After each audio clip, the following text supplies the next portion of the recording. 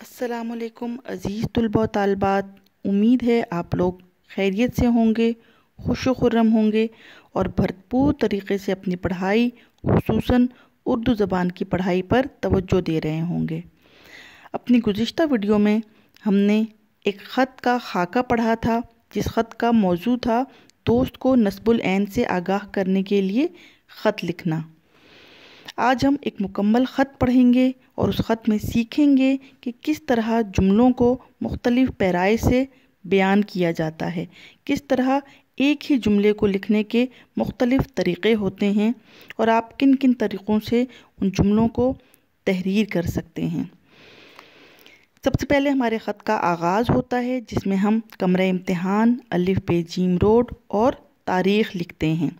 رموز اوقاف کی اہمیت اردو زبان میں بہت زیادہ ہے اور خط لکھتے ہوئے یہ اہمیت اور بڑھ جاتی ہے۔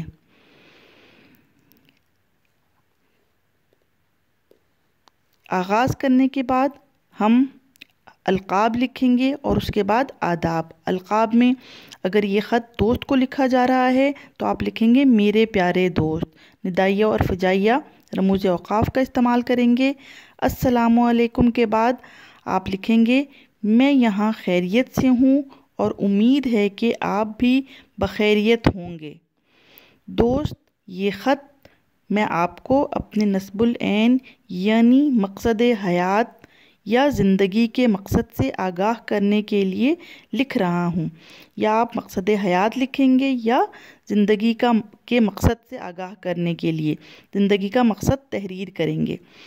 یہاں پر جیسا کہ آپ یہ دیکھ رہے ہیں، آگاہ کرنے کے لیے لکھ رہا ہوں۔ آپ لکھ رہا ہوں بہت سادہ جملہ ہے۔ اگر آپ اس کو مزید اردو زبان کا معیار بلند کرنا چاہتے ہیں تو آپ لکھیں گے آگاہ کرنے کے لیے قلم بند کر رہا ہوں۔ اس کے علاوہ آپ لکھ سکتے ہیں آگاہ کرنے کے لیے تحریر کر رہا ہوں۔ آپ اگر اپنے اردو کا معیار مزید بلند کرنا چاہتے ہیں اور کچھ پیچیدہ جملے استعمال کرنا چاہتے ہیں، مشکل جملے استعمال کرنا چاہتے ہیں، تو آپ کو اس طرح سے لکھیں گے کہ میں یہ خط آپ کو اپنے نصب العین یعنی مقصد حیات یا زندگی کے مقصد سے آگاہ کرنے کے لیے صفحہ کرتاس پر بکھیر رہا ہوں۔ یہ ایک بہت ادبی اور شائستہ اور معیاری اردو زبان ہوگی۔ اس کے بعد آپ سیکنڈ پیراگراف پر آئیں گے، دوسرے پیراگراف پر آئیں گے۔ پہلے پیراگراف میں ہمیشہ خیریت سے آگاہ کیا جاتا ہے، خیریت پوچھی جاتی ہے اور جو موضوع دیا گیا ہوتا ہے وہ لکھتے ہیں کہ آپ یہ خط لکھ کیوں رہے ہیں۔ اس کے بعد ہم دوسرا پیراگراف شروع کرتے ہیں۔ دوسرا پیراگراف ٹھیک پہلے پیراگراف جہاں سے ہم نے شروع کیا تھا وہیں سے شروع کریں گے۔ اس میں بھی آپ کو بتایا جا رہا ہے کہ کس طرح سے آپ ایک ہی جملے کو مختلف پیرائے میں لکھ سکتے ہیں۔ جیسا کہ میں آپ کو کئی بار، اس کی جگہ آپ لکھ سکتے ہیں جیسا کہ میں آپ کو بارہا، یا آپ اس طرح بھی تحریر کر سکتے ہیں کہ جیسے کہ میں آپ کو بہت مرتبہ بتا چکا ہوں کہ مجھے پاکستانی فوج کا حصہ بننے کے علاوہ آپ اس کو لکھ سکتے ہیں پاکستانی فوج میں شمولیت اختیار کرنے کا، یا اگر اور آسان اردو میں لکھنا چاہتے ہیں تو پاکستانی فوج میں جانے کا بہت شوق ہے اور اسی مقصد کے حصول کی خاطر، یا آپ لکھ سکتے ہیں اسی مقصد کو پانے کے لیے، یا آپ اس طرح بھی لکھ سکتے ہیں کہ اسی مقصد کو حاصل کرنے کے لیے میں نے کیڈٹ کالج میں داخلہ لیا ہے۔ در حقیقت، اس کے علاوہ آپ دراصل بھی یہاں پر لفظ استعمال کر سکتے ہیں۔ دراصل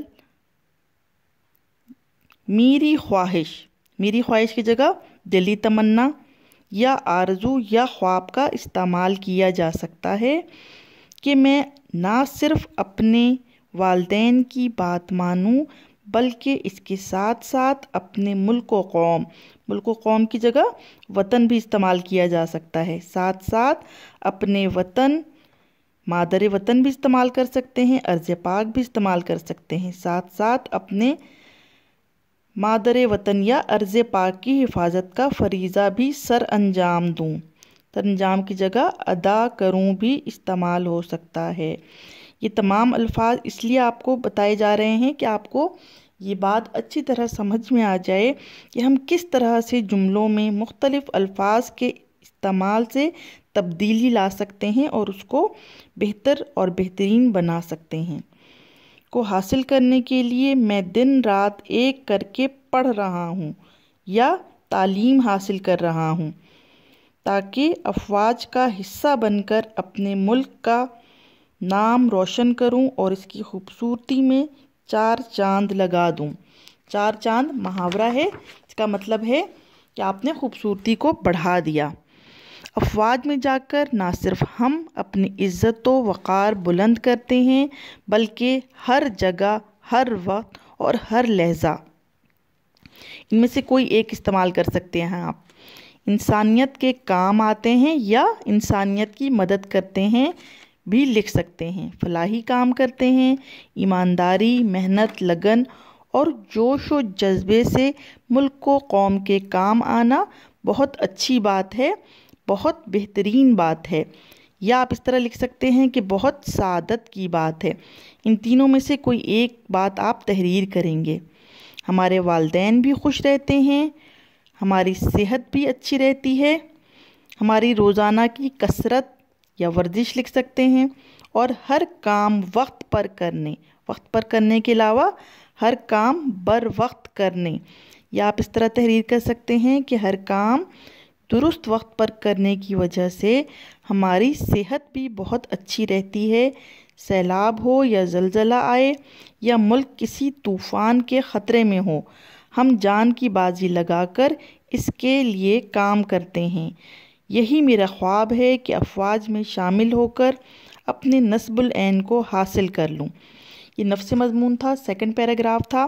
اب ہم اختتامی پیراگراف کی طرف چلتے ہیں۔ اختتامی پیراگراف بھی اسی جگہ سے شروع ہوگا جہاں سے ہم نے پہلے 2 پیراگراف شروع کیے تھے۔ مجھے امید ہے میرے دوست کہ تم خط میں لکھی گئی میری تمام باتوں سے اتفاق کرو گے، یا آپ اس کو اس طرح لکھ سکتے ہیں، میری تمام باتوں سے متفق ہوگے اور اس خواب کے حصول کے لیے میری مدد کرو گے۔ تمہارا پرخلوص دوست حمزہ چھوٹیے بڑیے۔ یہاں پہ آپ تحریر کر سکتے ہیں تمہارا نیازمند دوست، تمہارا دعاگو دوست، یا صرف دعاگو، تمہارا خیر اندیش، والسلام، طالب دعا یا دعاؤں کا طلبگار حمزہ چھوٹیے بڑیے۔ مجھے امید ہے عزیز طلباء و طالبات کہ یہ خط آپ لوگوں کو سمجھ میں آیا ہوگا۔ یہ بات آپ کو سمجھ میں آئی ہوگی کہ کس طرح ہم ایک ہی جملے کو لکھتے وقت مختلف الفاظ کا استعمال کر کے جملوں میں تبدیلی لے آتے ہیں، جملوں میں بہتری لے آتے ہیں، جملوں کا معیار بلند کرتے ہیں۔